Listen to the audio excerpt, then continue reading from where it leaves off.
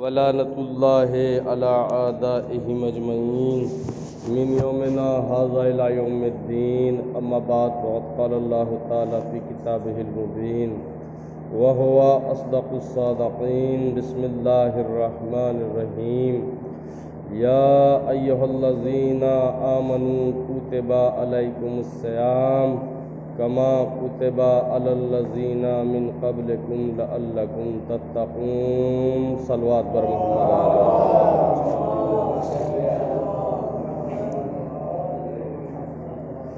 معزز سامعین، ماہ رمضان المبارک اور اس کا یہ پہلا جمعہ، دعا ہے وحدہ لا شریک سے کہ اللہ ہمیں ساتھ خیریت کے ساتھ یہ ایام گزارنے کی توفیق عطا فرمائے اور کرونا جیسی بیماری کو، وبا کو اللہ نیست و نابود کر دے، اور جو اس کی چپیٹ میں آ چکے ہیں اللہ انہیں سبھی کو شفائے کاملہ و عاجلہ عطا فرمائے۔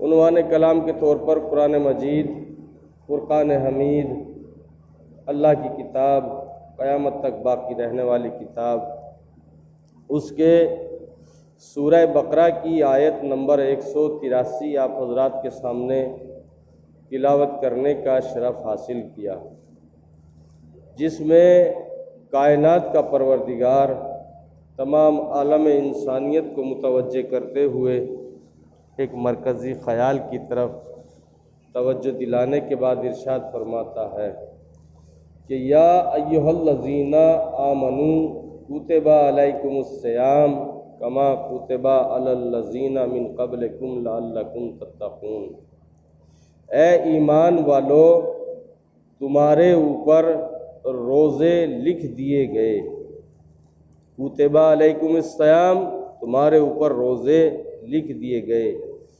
کما کتب علی الذین من قبلکم جس طرح تم سے پہلے والوں کے اوپر لکھے گئے تھے۔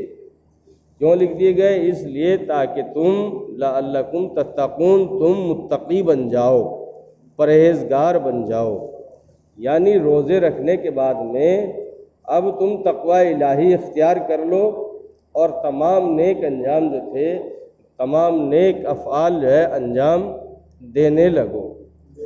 اور قرآن مجید کو آپ اٹھا کر دیکھیں، اس کی تفاسیر اور اس کی آیت کا ترجمہ دیکھیں تو واقعاً اس کے اندر ملے گا کیا کہا کہ جیسے روزے تمہارے سے پہلے والوں کے اوپر لکھے گئے تھے، ایسے ہی تمہارے اوپر روزے لکھ دیے گئے۔ اس کا مطلب یہ ہوا کہ پہلی امتیں جو تھی وہ بھی روزہ رکھا کرتی تھی، ان کے اوپر بھی روزہ رکھنا ضروری واجب تھا۔ لیکن اگر واقعاً خدا کی قسم ان تمام باتوں کو مد نظر رکھا جائے اور دیکھا جائے، پہلی امتوں کے اوپر بہت ساری چیزیں واجب تھی۔ آپ کہیں گے کیا واجب تھی؟ مثلاً کم سے کم 50 مرتبہ یعنی 50 وقت کی تو نمازیں پڑھا کرتے تھے، ہم 5 وقت کی پڑھتے، امت محمدی ہے نا، ٹھیک ہے۔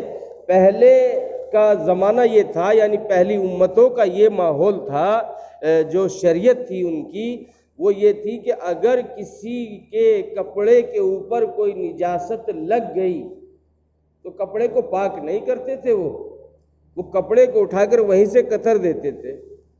اور مثلا ایک ہم نے بڑا قیمتی سوٹ آج ہی پہنا، جمعے کا دن تھا، بالاتفاق اس کے اوپر نجاست لگ گئی تو ہم نے اسے کاٹ کر پھینک دیا۔ جب کاٹ کر پھینک دیا تو کس کام کا رہا؟ کسی کام کا نہیں رہا۔ اگر یہی حال ہوتا تو کیا ہوتا ہے؟ یا اگر مثلا پہلے کی امتوں میں یہ تھا شریعت میں کہ اگر کسی وجہ سے کوئی گناہ کر لیا، دیکھیے خدا کی قسم اللہ نے ایسے ایسے تحفوں سے نوازا ہے قرآن مجید کے سورہ بقرہ کے، آپ بالکل آخری صفحے پہ جا کر اس کے حاشیے میں پڑھیں جا کر، شاید آپ کو میرے بیان میں وہ لطف نہ آئے جو پڑھنے میں آپ کو لطف آئے گا۔ اس میں لکھا ہے کہ اگر کسی وجہ سے کوئی بندہ گناہ کر لیا کرتا تھا تو وہ گناہ اس کی پیشانی کے اوپر لکھا جاتا تھا۔ کتنی عجیب بات ہے، اگر کسی نے کوئی گناہ کر لیا تو پیشانی کے اوپر لکھا جاتا تھا یہ گناہ اس نے کیا ہے، یا میں نے یہ فلاں گناہ کیا، اس طرح لکھا جاتا تھا۔ بتائیے کتنی ضلالت اٹھانی پڑے گی اس وقت میں جب گناہ ہماری پیشانی کے اوپر لکھا جائے۔ یا اگر کسی نے چھپ کر گھر کے اندر کسی نے کوئی گناہ انجام دیا تو دروازے کے اوپر لکھا جاتا تھا۔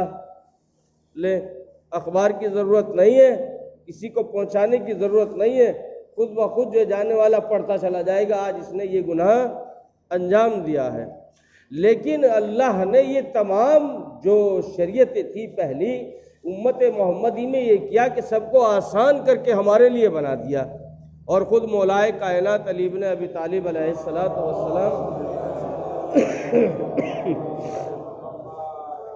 آپ نے بھی حدیث میں ارشاد فرمایا کہ اللہ نے دیکھے پہلے کی امت کیا تھی، پہلے کا کیا شریعت تھی۔ پہلے شریعت یہ تھی کہ اگر گناہ کر لیا تو ماتھے پہ لکھا گیا، اگر گناہ کر لیا تو دروازے پہ لکھا گیا۔ اور اب مولا کیا ارشاد فرماتے کہ اللہ نے ایک دوسرے کے راز کو چھپا کر رکھا، یعنی مجھے آپ کی نیت کا نہیں پتا، آپ کو میری نیت کا نہیں پتا۔ غور کر رہے ہیں؟ اور بتاتے ہیں مولا کہ اگر کسی وجہ سے ایک دوسرے کی نیت سے آگاہ ہو جاتے تو ایک دوسرے کو دفنانا چھوڑ دیتے، کفنانا چھوڑ دیتے، غسل دینا چھوڑ دیتے۔ کیوں؟ پتہ نہیں آپ کو میرے دل میں کیا چل رہا ہے، مجھے نہیں پتا آپ کے دل میں میرے خلاف کیا چل رہا ہے۔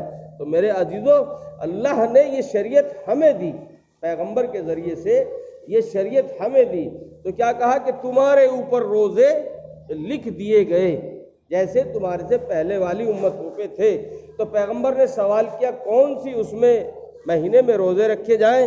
تو کہا کہ شہر رمضان الذی انزل فیہ القرآن، یہ رمضان میں روزے رکھے جائیں گے۔ کون سا شہر، کون سا رمضان؟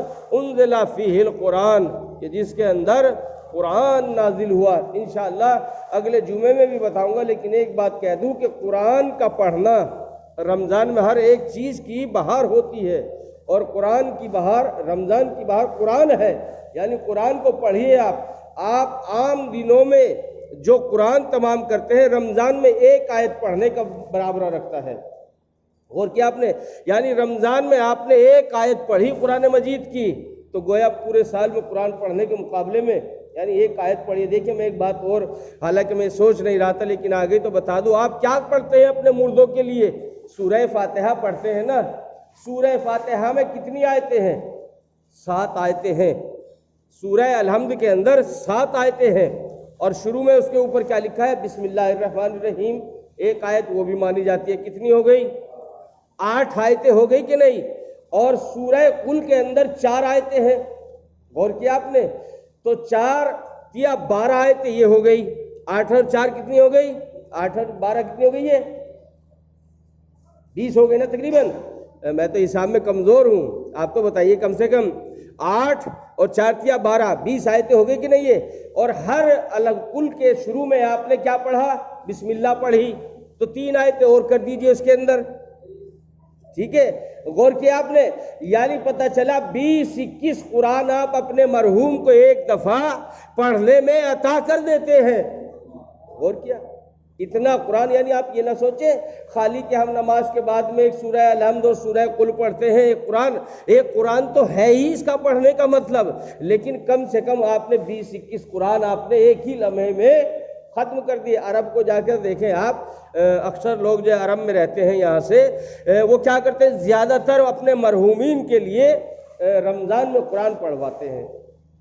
تو ہمیں بھی چاہیے کہ اپنے مرحومین کے لیے کم سے کم اگر ہمیں پڑھنا آتا ہے تو ان کے لیے قرآن پڑھیں، ان کے لیے اصالِ ثواب کریں، اس لیے کہ بہار ہے۔ دیکھیں آپ کہیں گے یہ تو مولانا شاید فرضی بات ہو، نعوذ باللہ استغفر اللہ، ایسا نہیں کہنا چاہیے۔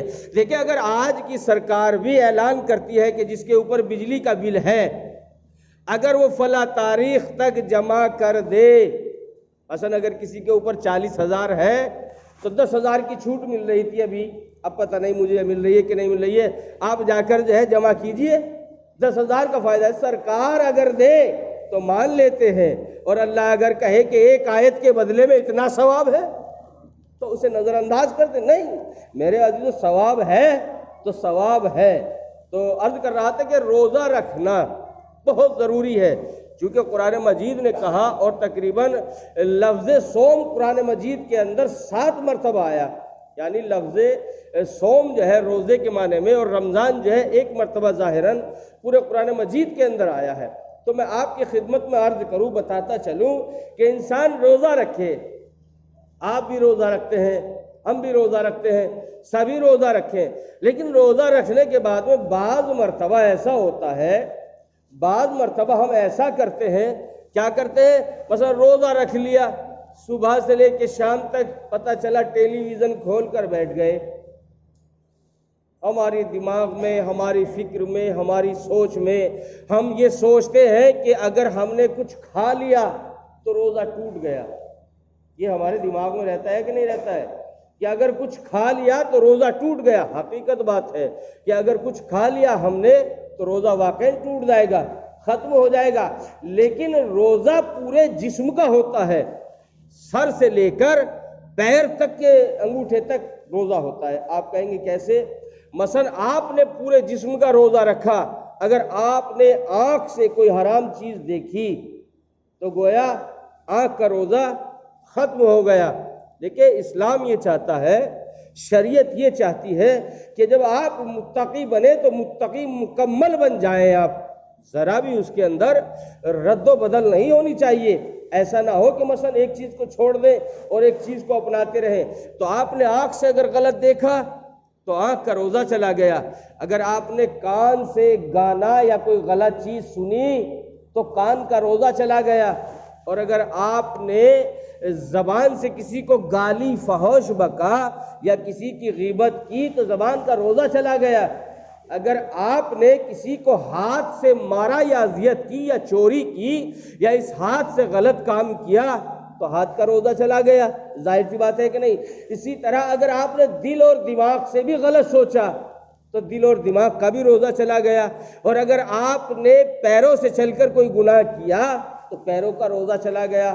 اب امام جعفر صادق علیہ السلام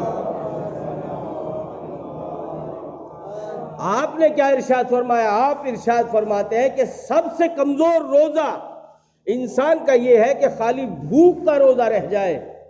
شام کا ٹائم جب پہنچا افطار کے لیے تو خالی ہمارے شکم کا روزہ رہ گیا تھا، باقی آنکھوں کا روزہ ختم، کانوں کا روزہ ختم، ہاتھوں کا روزہ ختم، پیروں کا روزہ ختم، تمام روزے کو ہم نے توڑ ڈالا۔ خالی کاہے کا روزہ رہا؟ ہمارا شکم کا روزہ رہا، بھوک کا روزہ رہا، پیاس کا روزہ رہا، اور امام کہتے ہیں سب سے کمزور روزہ اگر ہے تو یہی ہے۔ اس کا مطلب یہ اسلام چاہتا ہے کہ مکمل طریقے سے آپ عمل کریں، خالی ایک چیز کے اوپر نہیں بلکہ آپ ہر چیز کے اوپر عمل کریں۔ یہ ہوتا ہے روزہ، اسے کہتے ہیں روزے کی کیفیت۔ روزہ جب آپ رکھ لیتے ہیں تو آپ یہ سمجھیے کہ آپ بندش کے اندر آ گئے ہیں۔ اچھا بندش بھی کیا ہے؟ دیکھیے ہر چیز کے لیے زکوٰۃ ہوتی ہے۔ معصوم ارشاد فرماتے ہیں کہ لِکُلِّ شَیْءٍ زکوٰۃ، ہر چیز کے لیے زکوٰۃ ہے۔ وَبَدَنُ الزَّکَاۃ صوم، اور بدن کی زکوٰۃ کیا ہے؟ روزہ ہے۔ لہذا ہمیں اس بدن کی اگر زکوٰۃ دینی ہے تو روزہ رکھنا ہوگا، اور روزہ رکھے۔ دیکھیں اول ہے نماز اور دوسرے ہے روزہ، لیکن ایسا بھی نہ ہو کہ پہلی سیڑھی کو چھوڑ دیا جائے اور دوسری پہ قدم رکھ دیا جائے۔ ظاہر سی بات ہے کہ اگر قدم رکھا جائے گا تو گرنے کے چانس ہیں۔ پہلی چیز میں نے مانگا اپنے بچے سے یا آپ سے جا کر آپ کے گھر پہ میں نے کہا کہ ذرا مجھے لائیے ایک گلاس پانی پلائیے، آپ لے کر میرے لیے تلا ہوا مرغ لے کر سامنے آ گئے میرے سامنے، ارے بھیا پانی لے کر آؤ، پہلے پانی مانگا ہے۔ کہا حضور آپ جو ہے فلاں چیز کھا لیجئے، ہم آپ کو یہ نہیں دے رہے ہیں۔ نہیں نہیں، جو مانگا گیا ہے وہ عطا کیجئے۔ تو پہلے کیا ہے؟ اول نماز، دوسرے روزہ، تیسرے حج، چوتھے زکوٰۃ۔ وہ باتیں مجھے نہیں پڑھانی، لیکن ان کے اوپر بھی ہم کما حق عمل نہیں پیرا ہے، عمل نہیں کرتے ہیں۔ اگر ہم ان کے اوپر عمل کریں، یعنی یہی چیز دیکھ لیں اصول دین اور فروع دین، تو یہی ہمارے لیے کامیابی اور کامرانی ہے، فلاح و بہبودی ہے ہمارے لیے۔ تو معصوم نے کیا فرمایا کہ ہر چیز کے لیے زکوٰۃ ہے، اور بدن کی زکوٰۃ کیا ہے؟ وہ روزہ ہے۔ اچھا پھر معصوم ارشاد فرماتے ہیں کہ للصائم فرحتان، اور روزے دار کے لیے دو خوشیاں ہیں۔ للصائم فرحتان، روزے دار کے لیے دو خوشیاں ہیں۔ کون کون سی دو خوشیاں؟ فرحتن عند افطارہ، ایک خوشی کون سی ہے؟ جس وقت وہ افطار کرتا ہے۔ غور کیا آپ نے؟ جب وہ افطار کرتا ہے تو بس اب آپ یہ سمجھیے اسے کچھ نہیں دکھائی دے رہا۔ اب اس کے دماغ میں اگر ہے صرف اور صرف یہ سامنے والی چیز، یہ کھانا ہے، فلاں کھانا ہے، دن بھر پروگرام بناتا ہے، جتنی جتنی پیاس لگے گی اتنا اتنا ہی کہے گا کہ آج شربت پیوں گا، آج فلاں چیز پیوں گا، بھوک لگے گی آج کھانا چھوڑوں گا نہیں، آج یہ نہیں کروں گا۔ یہ تو ہوتا ہے نا انسان کے دل کے اندر۔ لیکن ہم روزے کے معنی کو نہیں سمجھ رہے، ہم نے روزے کے معنی کو نہیں سمجھا۔ تو کیا کہا؟ ایک صلوات پڑھ دیجئے بر محمد آل محمد۔ آجائیے امام صاحب، آ جائیے، تشریف لے، ایک صلوات اور پڑھ دیجئے بر محمد آل محمد۔ آپ کی اجازت سے تو معصوم ارشاد فرماتے ہیں کہ للصائم فرحتان، روزے دار کے لیے دو خوشیاں ہیں۔ فرحتن عند افطارہ، ایک خوشی کیا ہے کہ جس وقت وہ افطار کرے گا، اور دوسری خوشی وہ بھی بتا دیجئے کیا ہے؟ کہ فرحتن عند لقاء ربہ، اور دوسری خوشی کیا ہے؟ جب وہ اپنے رب سے ملاقات کرے گا تو تب خوش ہوگا۔ تو روزہ دیکھیے انشاءاللہ اگر موقع ملا تو آہستہ آہستہ بتاؤں گا کہ مثلا روزہ رکھنا کیا ہے اور کیا کیا اس کی فضیلتیں ہیں۔ تو ٹائم ختم ہو جاتا ہے، کم سے کم 6-7 منٹ تو نماز اذان والا ہی لے جاتا ہے، اور اس کے بعد جو ٹائم بچتا ہے آنے میں آپ لوگوں کے، اس کے بعد اکٹھا کرنا اور پھر بیان کرنا، پتہ چلا ٹائم ختم ہو گیا۔ میرے عزیزو، آپ کی خدمت میں عرض کر دوں، بتا دوں، دیکھیں روزے کے معنوی معنی کو دیکھیں، کیا معنی ہے، کیا چیز ہے۔ معصوم نے کیا ارشاد فرمایا ہے؟ روزہ جب رکھیں تو پورے جسم کا روزہ رکھیں، پورے باڈی کا روزہ رکھیں۔ اور اگر ہم خالی یہ سوچیں، کہا کہ ہم نے مطلب بہت مرتبہ ایسا ہوتا ہے کہ ایسا سوال ہوتا ہے، کہا کہ جی وہ اپناپی چت اور اپناپی پٹ ہو جاتی ہے۔ مثلا ایک صاحب کو الٹی آ گئی، قے ہو گئی، کا روزہ ٹوٹ گیا۔ گھر میں عورتوں نے کہہ دیا، کہا کہ صاحب وہ روزہ ٹوٹ گیا۔ یاد رکھیے گا، جو بات کہہ کے جاؤں گا یہاں سے لے کے قیامت تک ذمہ دار رہوں گا ایک ایک بات کا، جو بات کہوں گا۔ اور کل کوئی بات یہ نہ کہے کہ فلاں مولانا یہ کہتے ہیں، فلاں مولانا یہ کہتے ہیں۔ میری بات، اپنی بات کا ذمہ دار ہوں، اس بات کو پکڑیے گا۔